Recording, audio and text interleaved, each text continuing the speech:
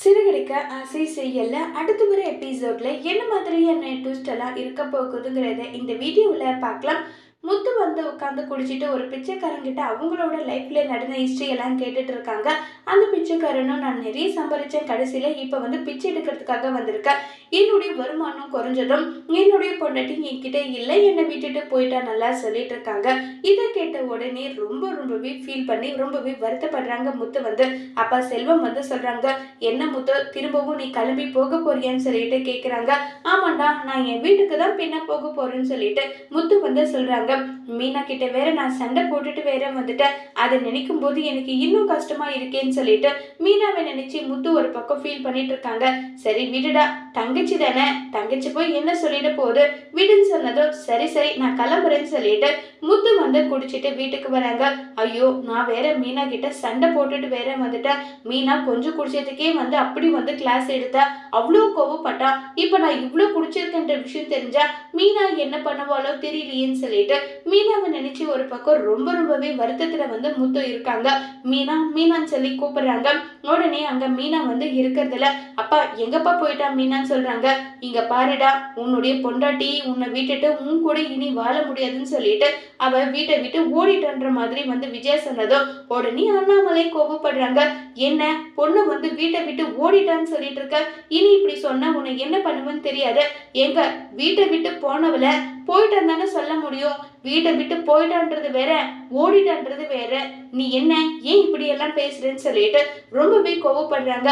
ஆமா ஆமா, எல்லாரும் என்கிட்ட தான் உங்களுடைய கோவத்தை காட்டுவீங்க.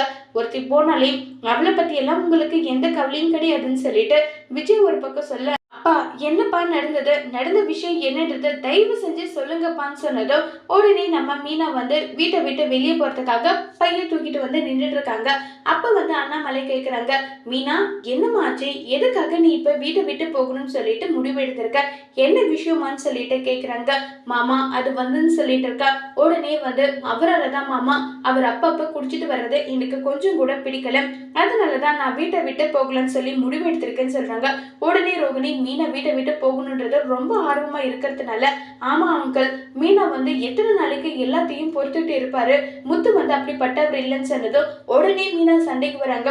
அவரோட நல்ல மனசு எனக்கு எல்லாமே நல்லா புரியுது, இருந்தாலுமே கொஞ்சம் அவர் வந்து பொறுப்பா இருக்கணும். அவர் சுத்தமா எப்ப குடிக்க மாட்டேன்னு சொல்றாங்களோ அப்பதான் நான் திரும்ப வீட்டுக்கு வருவேன், அது வரைக்கும் நான் வரமாட்டேன்னு சொல்லிட்டு மீனா பைய தூக்கிட்டு போறாங்க.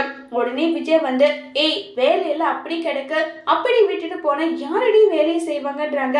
நான் இந்த வீட்டுக்கு மருமக தானே, வேலை செய்ய ஒன்றும் வரல இல்ல, இந்த வீட்டுக்கு நான் வர்றதுக்கு முன்னாடி எப்படி வேலை செஞ்சீங்களோ அப்படி நீங்க செஞ்சுக்கங்கன்னு சொல்லிட்டு விஜய் கிட்ட சொல்லிட்டு மீனா அங்க இருந்து போறாங்க. இந்த விஷயத்த சொன்னதும் உடனே முத்துவுக்கு ஃபீலிங் ஆயிடுது.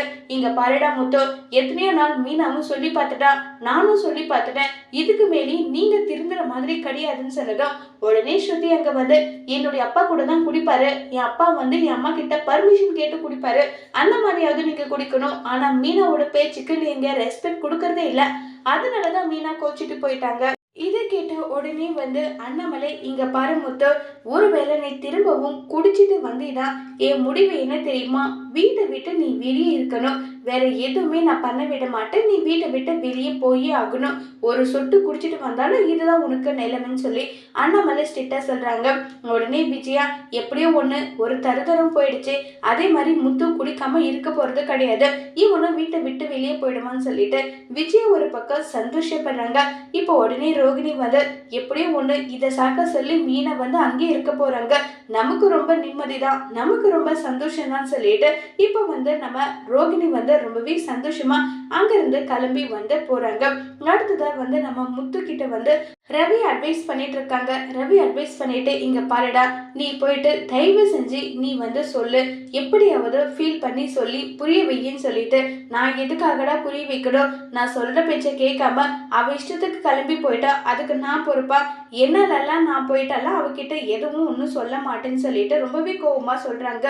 இல்லடா, தயவு செஞ்சு நான் சொல்றதை கேளுன்னு சொன்னா கூட அதெல்லாம் முடியாது, அவளா எப்ப வந்து விருப்பப்பட்டு வராலோ அப்ப வரட்டும், என்னாலெல்லாம் எதுவும் ஒன்றும் சொல்ல முடியாதுன்னு சொல்லிட்டு அங்கிருந்து முத்து கிளம்பி போயிடுறாங்க. இப்ப நம்ம மீனா ரொம்பவே வருத்தமாவும் கோபமாவும் உட்கார்ந்துட்டு இருக்காங்க. மீனா கிட்ட போயிட்டு ரொம்பவே ஃபீல் பண்ணிட்டு வந்து பேசிட்டு இருக்காங்க.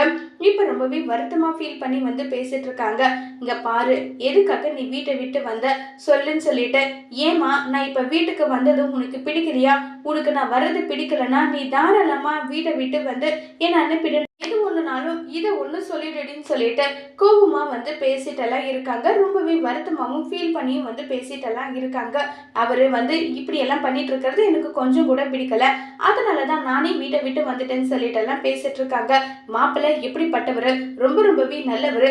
அவரை விட்டுட்டு ஏண்டி வந்த? நான் சொல்றது எதுவுமே உன் காதுல கூட போட்டுக்க மாட்டேன். உன்னால என்னதான் பண்றது என்ன சொல்றதுன்னு எனக்கு தெரியலன்னு சொல்லிட்டு ரொம்பவே கோபத்துல சந்திரா அங்கிருந்து போறாங்க.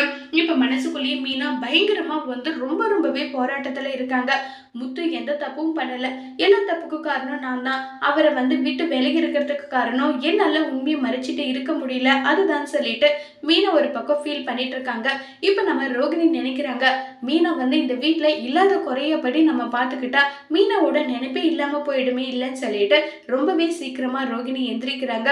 வீட்டு வேலை மீனா எப்படி எல்லாம் செய்வாங்களோ அதே மாதிரி எல்லாருக்கும் வீட்டு வேலை செஞ்சு காஃபி போட்டு கொடுக்கறது, டீ போட்டு கொடுக்கறது, வீடை கிளீன் பண்றது, இது எல்லாம் பண்ணிட்டு இருக்காங்க.